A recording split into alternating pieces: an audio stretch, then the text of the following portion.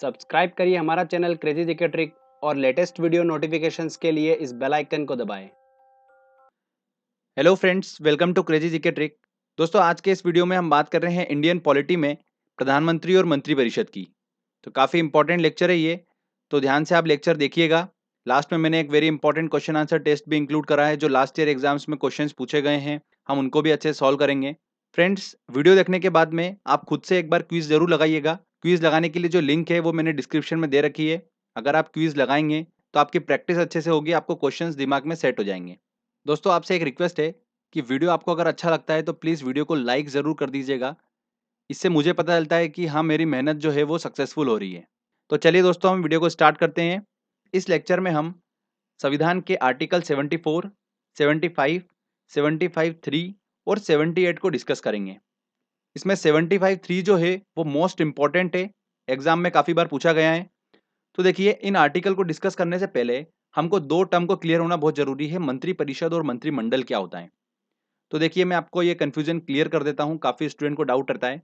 मंत्रिपरिषद क्या होता है? देखिए, ऐसे लोगों का ग्रुप जिसमें केंद्रीय मंत्री, राज्य मंत्री, उप मंत्री हो और इनकी अध्यक्षता कौन करता है? प्रधानमंत्री करता है। इसे क्या बोला जाता है? मंत्रिपरिषद बोला जाता है। मंत्री जो होते हैं बेसिकली तीन टाइप के होते हैं, केंद्रीय मंत्री मतलब कैबिनेट मिनिस्टर, राज्य मंत्री और उप मंत्री। ठीक है, अब हम बात करते हैं मंत्रिमंडल की। तो मंत्रिमंडल जो होता है वो मंत्रिपरिषद का ही एक भाग होता है। इसमें कौन होते हैं? केंद्रीय मंत्री होते हैं, कैबिनेट मिनिस्टर, और इनकी अध्यक्षता कौन करता है? प्रधानमंत्री करता है। तो ये एक छोटा सा निकाय होता है जो हफ्ते में एक बार बैठक करती है और सरकारी कार्यों के संबंध में निर्णय लेती है। जो मंत्रिपरिषद होता है वो सरकारी कार्य हेतु सामूहिक बैठक नहीं करता है। अगर पावर की बात करें तो केंद्रीय मंत्री जो होते हैं उनके पास पावर ज्यादा होती है, फिर राज्य मंत्री, फिर उप मंत्री। तो पावर का सीक्वेंस भी ध्यान रखिएगा। अब देखिए, हम क्लियर करते हैं कि केंद्रीय मंत्री क्या होता है, राज्य मंत्री क्या होता है और उप मंत्री क्या होता है। केंद्रीय मंत्री क्या होता है? केंद्र सरकार के महत्वपूर्ण मंत्रालय जैसे कि वित्त मंत्रालय हुआ, गृह मंत्रालय हुआ, रक्षा मंत्रालय, कृषि मंत्रालय, शिक्षा मंत्रालय, बहुत सारे मंत्रालय होते हैं। इनको संभालने के लिए क्या होते हैं? केंद्रीय मंत्री होते हैं, कैबिनेट मिनिस्टर होते हैं। अब बात करें तो जैसे कि शिक्षा मंत्रालय की बात करें, ठीक है, कृषि मंत्रालय की बात करें, तो ये मंत्रालय जो है ये बहुत बड़े बड़े सेक्टर हैं। पर्टिकुलर एक मंत्री इस सेक्टर को पूरे को नहीं संभाल सकता कि कृषि मंत्रालय को एक मंत्री संभाल लेगा। इसमें भी छोटे छोटे अंदर विभाग होते हैं, तो उनको हैंडल करने के लिए कौन होते हैं? राज्य मंत्री होते हैं। तो राज्य मंत्री का काम क्या होता है कि ये कैबिनेट मंत्री को सलाह देने का काम करते हैं, राज्य मंत्री। अब बात करते हैं हम उप मंत्री की। तो उप मंत्री का काम क्या होता है? उप मंत्री का काम ये होता है कि केंद्रीय मंत्री और राज्य मंत्री दोनों को राजनीतिक और संसदीय सहायता प्रदान करने का काम किसका होता है? उप मंत्री का होता है। तो ये तीनों आपको क्लियर हुआ। अब आगे सुनिए ध्यान से कि कभी-कभी मंत्रिपरिषद में उप प्रधानमंत्री को भी शामिल किया जाता रहा है। पंडित जवाहरलाल नेहरू की जब सरकार थी उसमें उप प्रधानमंत्री कौन थे? सरदार पटेल थे। इन्हें भी मंत्रिपरिषद में शामिल किया था। तो ये मोस्ट इंपॉर्टेंट क्वेश्चन है कि पहले भारत के उप प्रधानमंत्री कौन थे? सरदार पटेल थे। ठीक है, इंदिरा गांधी के सरकार में मोरारजी देसाई, बहुत सारी सरकार आई, उनमें अलग अलग उप प्रधानमंत्री रहे, बट जो इंपॉर्टेंट है वो मैं आपको बता रहा हूँ। फिर लास्ट में देखिए, अटल बिहारी वाजपेयी की जो सरकार थी उसमें उप प्रधानमंत्री कौन थे? लाल कृष्ण आडवाणी थे। ये लास्ट वाले हैं सबसे। तो इन्हें भी क्या करा गया था? मंत्रिपरिषद में शामिल किया गया था। तो फ्रेंड्स, आपको ये क्लियर हुआ। इसमें ध्यान रखिएगा, भारत के पहले उप प्रधानमंत्री कौन थे? सरदार पटेल। 2015 एसएससी का क्वेश्चन है ये। तो चलिए अब हम आर्टिकल डिस्कस कर लेते हैं। यहां तक हमारा टर्म क्लियर हो चुका है कि मंत्रिपरिषद क्या होता है और मंत्रिमंडल क्या होता है। तो आपको कभी भी ये वर्ड आएगा तो कंफ्यूजन नहीं होगा। आर्टिकल की बात करते हैं तो सबसे पहले 74। तो देखिए, आर्टिकल नंबर 74 क्या बोलता है? ये मंत्रिपरिषद के बारे में बताता है कि राष्ट्रपति की सलाह के लिए एक मंत्रिपरिषद होगा जिसका प्रधान कौन होगा? प्रधानमंत्री होता है। ओके, अगला आता है आर्टिकल 75। तो देखिए, आर्टिकल 75 में इनकी नियुक्ति के बारे में बताया गया है। शपथ कौन दिलाता है, नियुक्ति कौन करता है? तो राष्ट्रपति प्रधानमंत्री की नियुक्ति करता है और प्रधानमंत्री की सलाह पर राष्ट्रपति ही मंत्रिपरिषद की नियुक्ति करता है। तो दोनों की राष्ट्रपति ही करता है, पर मंत्रिपरिषद की नियुक्ति कैसे करता है? प्रधानमंत्री की सलाह पर करता है। तो ये लाइन हमको क्लियर होना चाहिए। तो आर्टिकल 75 भी क्लियर हुआ। आर्टिकल नंबर 75(3) क्या बोलता है? ये मोस्ट इंपॉर्टेंट है। मंत्रिपरिषद जो होता है वो सामूहिक रूप से लोकसभा के प्रति उत्तरदायी होता है। किसके प्रति? लोकसभा के। सामूहिक वर्ड ध्यान रखिएगा। अगर हम बात करें कि मंत्रिपरिषद व्यक्तिगत रूप से किसके प्रति उत्तरदायी होता है, तो राष्ट्रपति के प्रति उत्तरदायी होता है। ठीक है, अगर ऑप्शन में एग्जाम में ऐसा आता है कि राष्ट्रपति और प्रधानमंत्री दोनों दे रखा है तो आप आंसर लगाएंगे राष्ट्रपति, अगर राष्ट्रपति नहीं दे रखा है तो फिर प्रधानमंत्री आंसर लगाएंगे। तो ध्यान रखिएगा, इंपॉर्टेंट है ये। अगला आता है आर्टिकल 78। आर्टिकल 78 में प्रधानमंत्री के कर्तव्य के बारे में बताया गया है राष्ट्रपति के प्रति कि प्रधानमंत्री को संघ तथा प्रशासन के कामों की जानकारी समय समय पर राष्ट्रपति को देना है। ओके, तो फ्रेंड्स ये चारों हमारे मोस्ट इंपॉर्टेंट जो आर्टिकल हैं जो प्रधानमंत्री और मंत्री परिषद से रिलेटेड हैं वो चारों हमने कंप्लीट करे हैं। आपको अगर आर्टिकल से क्वेश्चन आएगा तो इन्हीं में से देखने को मिलना है। 74 में जस्ट उनके बारे में बताया गया है, 75 में उनकी नियुक्ति शपथ के बारे में बताया है, 75(3) में किसके लिए किसके प्रति उत्तरदायी होते हैं वो बताया है, और 78 में प्रधानमंत्री कर्तव्य। तो ये आप आसानी से याद रख सकते हैं, कोई डिफिकल्टी नहीं होगी आपको। चलिए आगे कुछ और इंपॉर्टेंट पॉइंट लेते हैं मंत्री परिषद से रिलेटेड। 91वें संविधान संशोधन के तहत मंत्री परिषद का आकार जो है वो डिसाइड किया गया कितना होना चाहिए। तो लोकसभा के कुल सदस्यों का 15% होगा मंत्री परिषद का आकार। तो फ्रेंड्स ये अभी हमने संविधान संशोधन वाले लेक्चर में भी इसको हमने समझा है, तो आई होप आपको ये क्लियर होगा। अगला देखिए कि भारत के पहले मंत्री परिषद में प्रधानमंत्री सहित कितने सदस्य थे? 36 सदस्य थे, 36। तो ये भी हमको आंकड़ा ध्यान रखना है। इसमें देखिए पहले जो वित्त मंत्री थे वो कौन थे? जॉन मथाई। शिक्षा मंत्री थे वो कौन थे? अबुल कलाम आजाद। कानून मंत्री कौन थे? भीमराव अंबेडकर। तो ये देखिए कानून मंत्री वाला क्वेश्चन अभी 1-2 साल पहले पूछा भी गया है एग्जाम में, पीएससी एग्जाम्स में, तो इंपॉर्टेंट है, इनसे क्वेश्चंस बनते हैं पीएससी एग्जाम में, हमको ध्यान रखना है क्योंकि बहुत डेप्थ की चीजें हैं ये। अगली बात करते हैं हम कि मंत्री परिषद की योग्यता के बारे में। तो मंत्री कौन कौन बन सकता है? देखिए कोई भी जो संसद का सदस्य है, संसद की दोनों सदनों में से किसी एक का सदस्य है तो वो मंत्री बन सकता है। अगला देखिए कि वह जो संसद का सदस्य नहीं है वो भी मंत्री बन सकता है, पर कंडीशन क्या है कि वह 6 महीने के भीतर उसे सदस्यता लेना पड़ेगी, नहीं तो मंत्री पद उसका नहीं रहेगा फिर। ओके, तो ये उसकी योग्यता है, हमको ध्यान रखना है। अब बात करते हैं दोस्तों हम प्रधानमंत्री संबंधित महत्वपूर्ण पॉइंट्स। देखिए जो एग्जाम में पूछे जाते हैं, भारत के प्रधानमंत्री बनने की न्यूनतम आयु जो है वो कितनी होना चाहिए? 25 वर्ष होना चाहिए। ठीक है, न्यूनतम आयु 25 वर्ष। प्रधानमंत्रियों में सबसे बड़ा कार्यकाल किस प्रधानमंत्री का रहा है? तो किसका रहा है? जवाहरलाल नेहरू का रहा है सबसे लंबा कार्यकाल।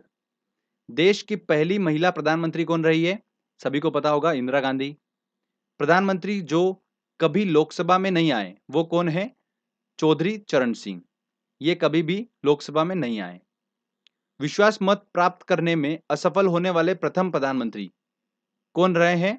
विश्वनाथ प्रताप।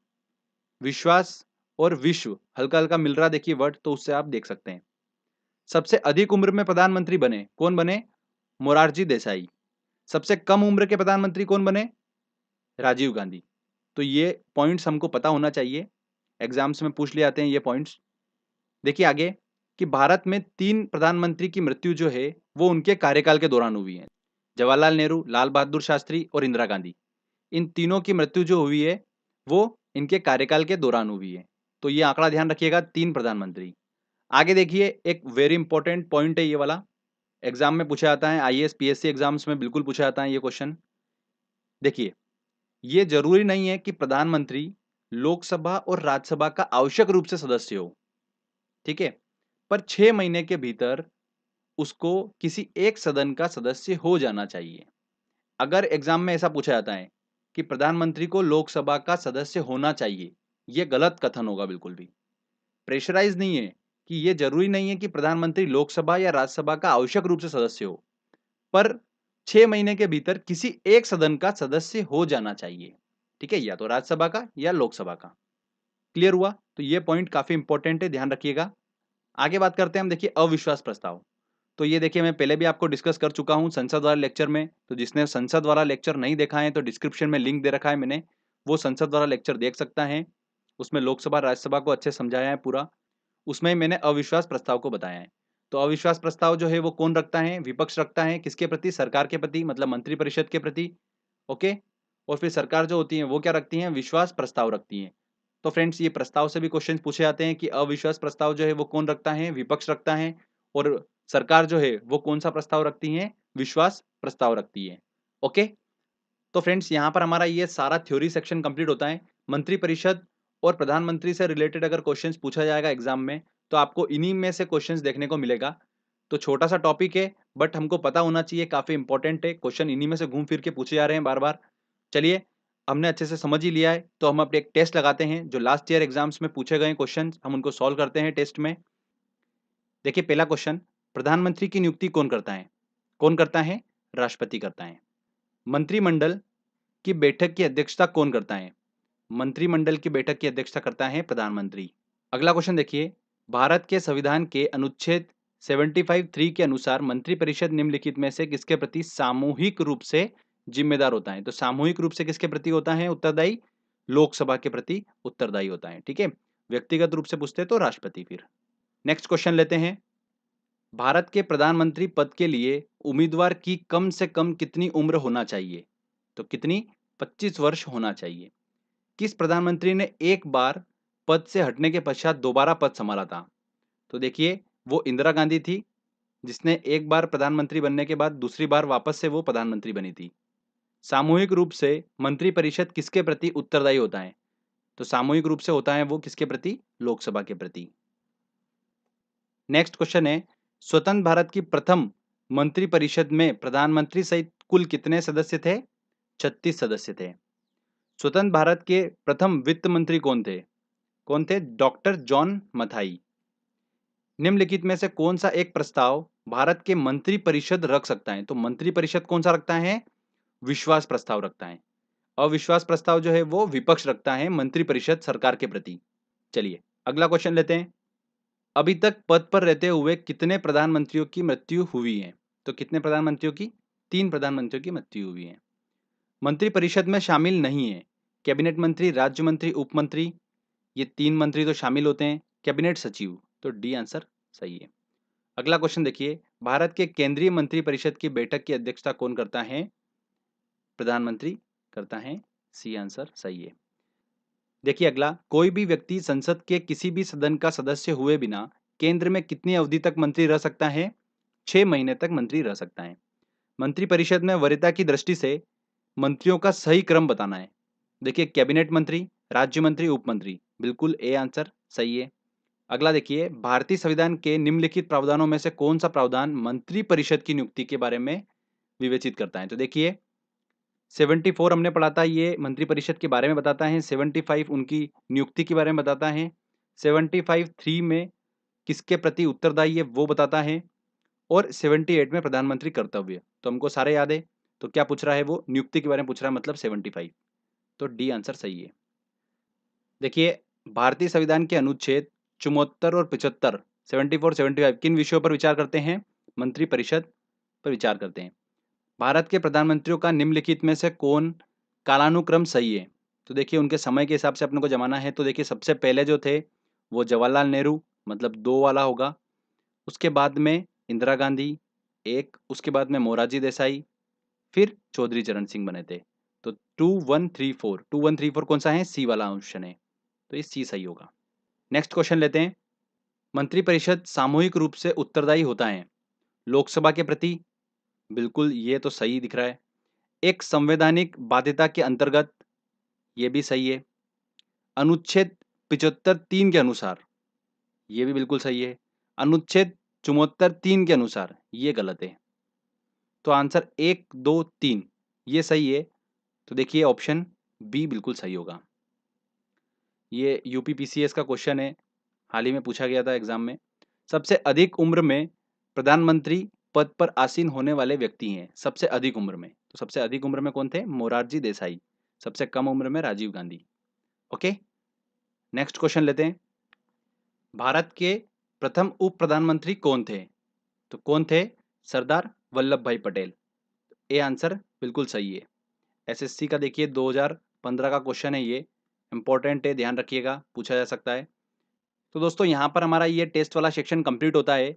अब आप एक बार खुद से ये टेस्ट लगाइए। जो टेस्ट लगाने की लिंक है वो मैंने डिस्क्रिप्शन में दे रखी है। एक बार खुद से लगाएंगे ना तो क्वेश्चंस की प्रैक्टिस होगी, दिमाग में वो क्वेश्चन ऑटोमेटिक सेट हो जाएंगे। फिर एग्जाम में कभी क्वेश्चन आएगा तो आप गलत नहीं करेंगे। तो आई होप दोस्तों आपको वीडियो अच्छा लगा होगा। हमने थ्योरी सेक्शन भी कंप्लीट करा, फिर हमने एक इंपॉर्टेंट टेस्ट भी लगाया। तो ओवरऑल हमारा ये टॉपिक बिल्कुल कंप्लीट होता है। तो वीडियो अच्छा लगा है तो जल्दी से वीडियो को लाइक करिए, शेयर करिए और कमेंट करके बताइए वीडियो कैसा लगा। अगर आपने अभी तक चैनल को सब्सक्राइब नहीं करा है तो सब्सक्राइब भी कर लीजिए, क्योंकि इस तरीके की जब भी वीडियो मैं अपलोड करूंगा आपको उसका बेनिफिट मिलता रहेगा। तो फ्रेंड्स, मिलते हैं अगले वीडियो में। जय हिंद, जय भारत।